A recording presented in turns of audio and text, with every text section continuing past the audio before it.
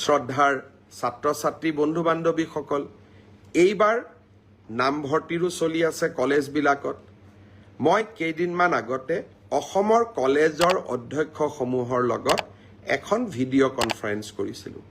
প্ৰতি বছৰে মই অভিযোগ পাওঁ যে আমি কোৱাৰ পিছতো নামভৰ্তিৰ সময়ত কোনোবা মহাবিদ্যালয়ে ছাত্ৰ ছাত্ৰীসকলৰ পৰা ফিজ ল'বলৈ চেষ্টা কৰে। এইবাৰ সেয়েহে মই নিজে অসমৰ কলেজসমূহৰ অধ্যক্ষসকলক ভিডিঅ' কনফাৰেন্সৰ যোগে লগ পাইছিলোঁ আৰু তেওঁলোকক মই কৈছিলোঁ যে এইবাৰ নামভৰ্তিৰ ক্ষেত্ৰত আপোনালোকে যেন কোনেও ছাত্ৰ ছাত্ৰীসকলৰ পৰা টকা পইচা নলয়। কাৰ পৰা নল'ব? যাৰ হাতত এখন ৰেচন কাৰ্ড আছে।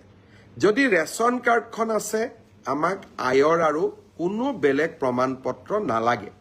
মই অধ্যক্ষসকলক বুজাই দিছিলোঁ। কিন্তু কোনোবা দুখীয়া মানুহ ৰেচন কাৰ্ডখন নাই, তেওঁৰ ক্ষেত্ৰত নিশ্চয় আয়ৰ প্ৰমাণ পত্ৰৰ প্ৰয়োজন হ'ব। মোক আজি ৰাতিপুৱা ডিৰেক্টৰে জনাইছে যে এতিয়ালৈকে ৭০,০০০ এডমিশ্যন সম্পূৰ্ণ হৈছে আৰু অহা কেইদিনমানৰ ভিতৰতে এই এডমিশ্যনৰ প্ৰক্ৰিয়া সম্পূৰ্ণ হ'ব।